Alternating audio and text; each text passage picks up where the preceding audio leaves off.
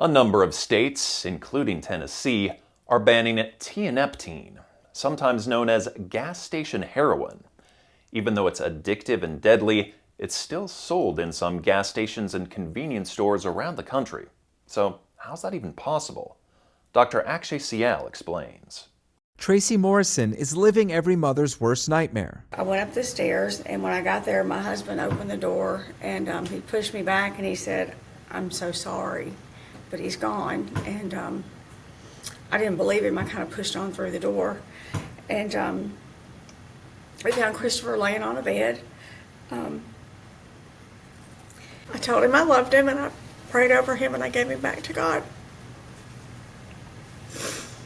Her 29-year-old son, Christopher, died from an overdose around 1 year ago. She says the only thing doctors found in his system was a drug called Tianeptine that people can easily get at some gas stations, convenience stores, and smoke shops across the country. Some call it gas station heroin because of its similar effect on the brain. Tianeptine is approved as an antidepressant in other countries, but it is not approved for medical use here in the U.S. How is Tianeptine getting from other countries into our gas stations? There is many levels of secrecy that's involved. We can make educated guesses that it's approved for uses in other countries, so it's probably coming from there.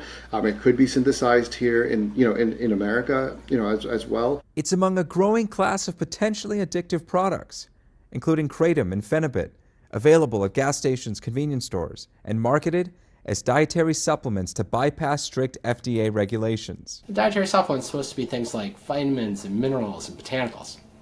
But interestingly, over the last decade, we've seen drug after drug arrive in the United States, sold directly to consumer, as if it's a dietary supplement. The FDA doesn't approve dietary supplements before they're marketed, so it often doesn't know when new products come out. FDA has just no idea what's on the market, so they can't comb these gas stations, they can't comb these vape shops. This year, the FDA put out an alert warning people not to buy or use Tianeptine because of, quote, serious risks. Calls to poison control centers have skyrocketed in the last decade. The FDA declined to comment beyond what's on its website. It says at least 15 states have restrictions on Tianeptine, including Florida, Alabama, and Tennessee, but it may not be enough. Congress needs to pass significant reforms to dietary supplement law and provide FDA with a lot more funding to be able to go after these dietary supplements. Without this change, researchers say people are flying blind, and it can come at a deadly cost.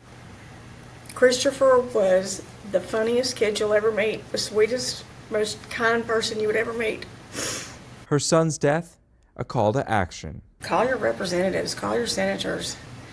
I mean, you don't want this in your state. Nobody should have to go through the things that we've gone through.